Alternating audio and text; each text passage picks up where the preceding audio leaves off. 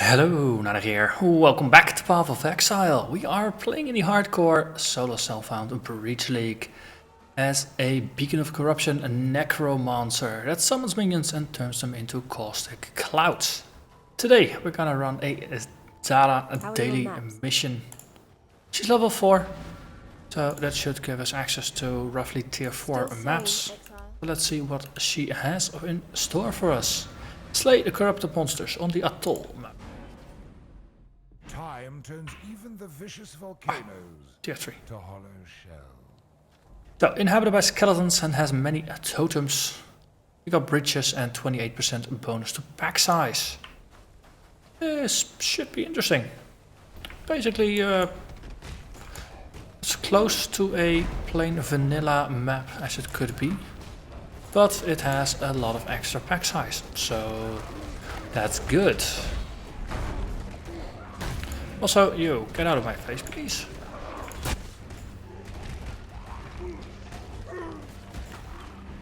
So, these necromancer type enemies have a habit of trying to snatch my corpses away. I probably should try to cast less desecrates than needed and rely more on the corpses that are there. Because most of the time the desecrates are more of a just in case. As now, it's a habit. But it's not always strictly required.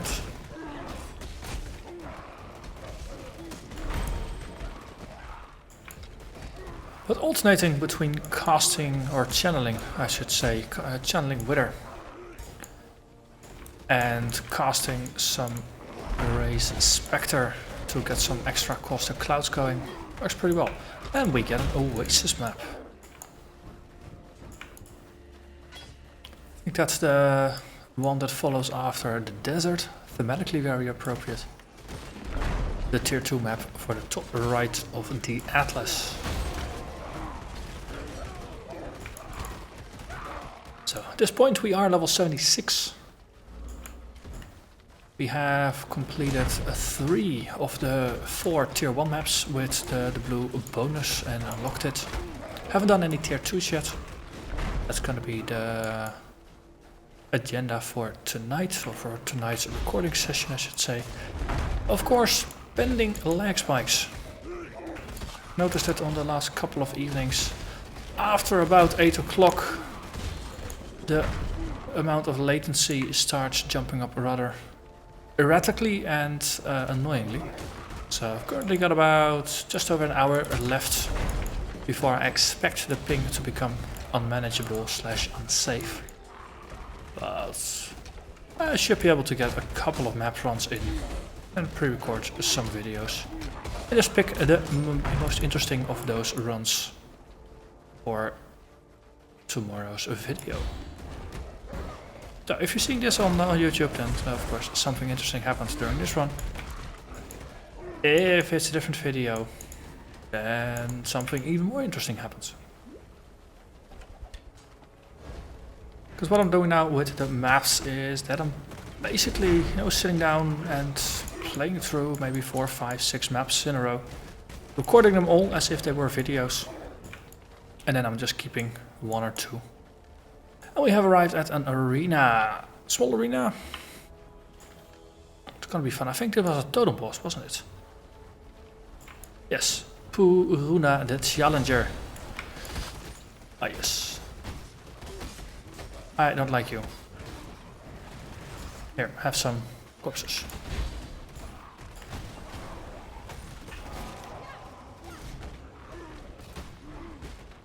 We have an army of the damned we can unleash, and she's tuned through my... Oh, I was gonna say tuned through my zombies. But before I have resummoned all the zombies, boss actually died. Good thing, of course, if bosses start chewing through zombies, those zombies explode. With a bit of luck, they might even trigger minion instability if their life drips below 33%. Or 35%, or whatever the exact threshold is for that. And they leave a nice caustic cloud.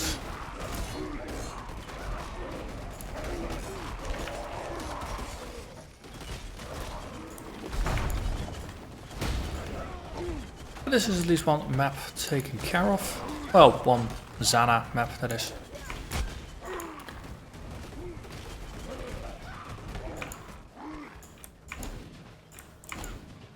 Let's see if we're gonna get any breaches going here. Or, because this is a Zana mission, that it's gonna be breachless. So far I haven't encountered any breaches in the other master missions either.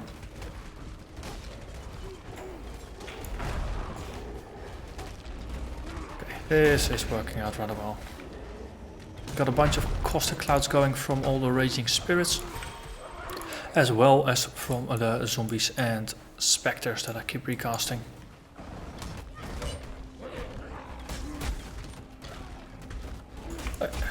Now things should be dying, but they are not, so let's fix that by taking care of the immortality totem. And then everything dies, of course, only having a single point of life. But just look at the enemies melt in the face of caustic cloud. I see purple swirlies. I think. Yeah, there's some purple swirlies there, so we might actually have a breach here. Excellent. The Zana missions, of course, they are map runs, but just specific requirements. But they are not missions like they would be for Katarina, for example. Right. Why are there mobs from the other side? They tried to flank me. Right. Yellow.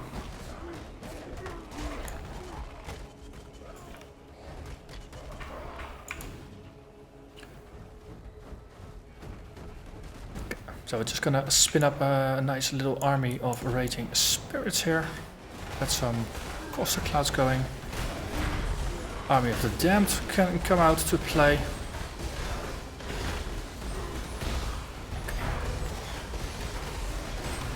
Definitely want to get some getting going, but we got a nice bit of a safe buffer here, so let's actually get out and play a little bit here. Gonna say let's go out and play, but I don't think I want to play anymore. These monsters are mean.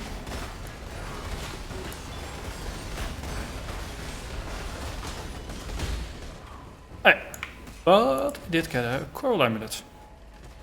I think that was the Takua Tiki.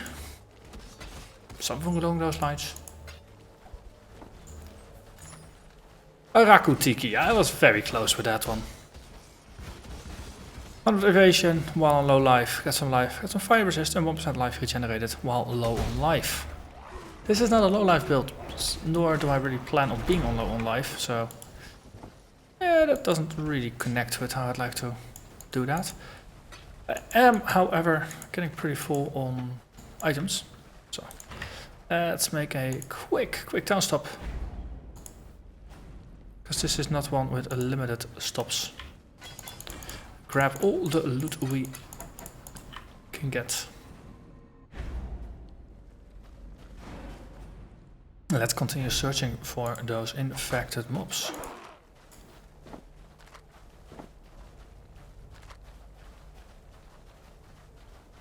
So taking down lots of mobs is still tricky.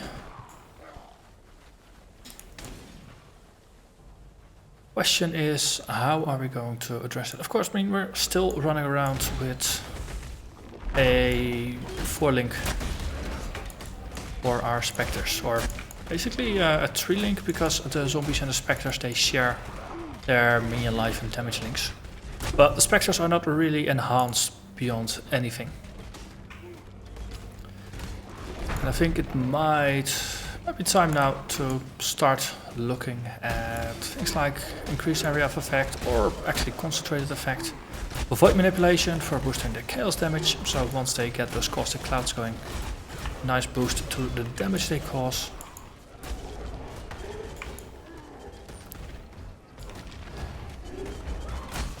And of course, at some point we have to consider doing the Mercer's Labyrinth in order to get our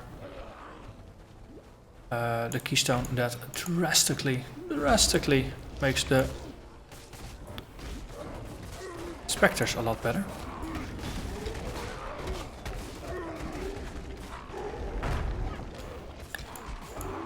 But yeah, taking out regular mobs not an issue, breaches more of an issue. And yeah, as I said, I'd like to focus very strongly on Caustic Cloud rather than on a traditional Zoo Monster build. So getting auras like Hatred or things like that up and running is gonna avoid dealing with the problem rather than actually deal with the problem. Something to consider would be picking up or doing something more productive with my vulnerability curse. It's currently on a cast when damage taken setup, so only when I take enough damage does it start lashing out at nearby mobs. But I could turn that into maybe an actively cast skill, or something that gets triggered maybe by the minions. Cast a curse on hits on Raging Spirits or on the zombies could be an option. Blasphemy is an option. And that is 77. Let's see. What are we gonna do with this one? 4 additional magic items? Sure. Why not? Could take a step back for the Ice Nova, but it still struck pretty hard. Hey, a sextant. That's the very first sextant we got.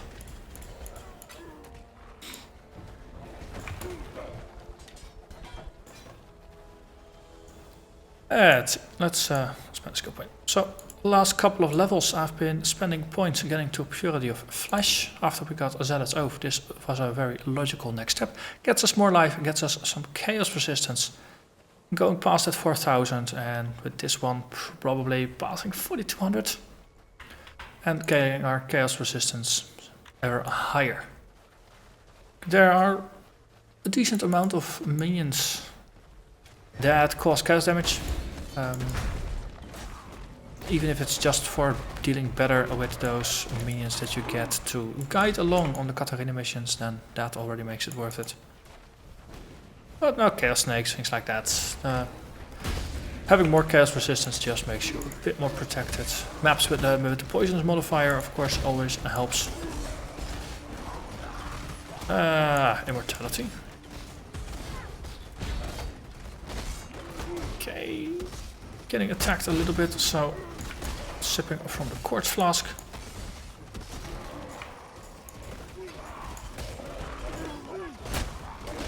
So the sextant we picked up, I was thinking to apply it to the bottom right part of the map. I eventually want to go to the graveyard.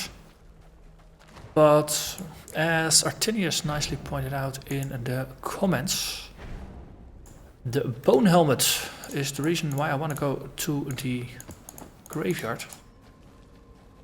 And that has a minimum drop level of level 75. Even though it's listed that it can drop in the graveyard is only a level 71 area. So by default it won't actually drop until you shape it, or maybe if you get some chests with +4 to drop level, then you have the option of actually getting them. But otherwise they won't drop there. So that does make the graveyard, who's right here, slightly less useful. So yeah, the plan of applying, and we are there. But the whole idea of applying the sextant to that corner is slightly less useful if I'm not gonna be running that all the time. But well, there you have it. We did get a nice number of drops. We got a tier 2, got 2 tier 4 map drops, got ourselves a sextant, we got some cards, we got a unique side. Say this is a successful run, profitable run. And this just increases the size of our mapping pool, which at this point is looking pretty decent. This is let's see, let's go there. So the first map I ran had Zana in it. That's the episode that you saw first. I had Zana via quest, so I got a lot of XP, so she instantly got here. So what I did is I bought all the maps she was offering, and I was a mix of tier 1 to tier 3 maps, the blue stuff. So I got a couple of these maps, and the second day I did her daily, and then afterwards I bought all the maps again. So I've twice bought all the maps she's offering, so that's about 5 or 6 maps. For the rest, everything has been dropping so far. This is going off on a way better start now than we had last week. We even have a tier 6 that we bought from Zana, but we already have a tier 6, so I think we're off to a pretty darn good start. Last league, of course, with the Totem Monster, we were ridiculously unlucky. Luckily, our Lacerator was more lucky. This time, luck's all on my side. So at least I'm not worried about a shortage of maps. And I'll eventually get around to upgrading some of these maps or using this nice collection of 20% quality hammers I've been creating ever since we entered Merciless. So a little bit of an update on where we are with the mapping pool and other things. In terms of currency, doing pretty decent. The splinters, pretty good. Orbs of Alteration every day. I, of course, spent 32 of these to get 20 Jeweler's Orbs by doing the Elbrion Master Quest and buying his currency. Also got Torah at 6, but personally I don't like giving up 48 Jeweler's Orbs just to get 20 Chromes. Chromes are really easy to get. Jeweler's Orbs are a lot less easy to get, and once you start using them you might need a lot of them. Also turning Jeweler's Orbs into fuses, I think that's a better way to spend your currency. Here, Scouring, again, the Orbs of Chance, they have a lot of value to just use, especially a solo self-found. I might want to see if I can chance a certain unique if I decide I want a specific unique. Usually I'm not really that much of a person who wants a specific uniques. And Orbs of Chance are a currency that you will be using if you're gonna buy Zana maps. The prices in chances and wisdoms. And I think eventually the price goes up to alchemies for higher tier maps. But yeah, so far so good. So there's a little bit of an update on the current state of things. So far so good. As I said, hit level 77. I checked the ladder a couple days ago. I need to hit level 86 to actually make an appearance all the way at the bottom of the Breach hardcore ladder. So I need to stay alive for at least another 9 levels. And probably by the time I get there, I need to be 87 to make an appearance. So there you have it. As always, I want to thank you very much for watching. I hope to see you again next time in one of the maps I'll be recording in the next hour before lag starts raining down on me. Bye bye.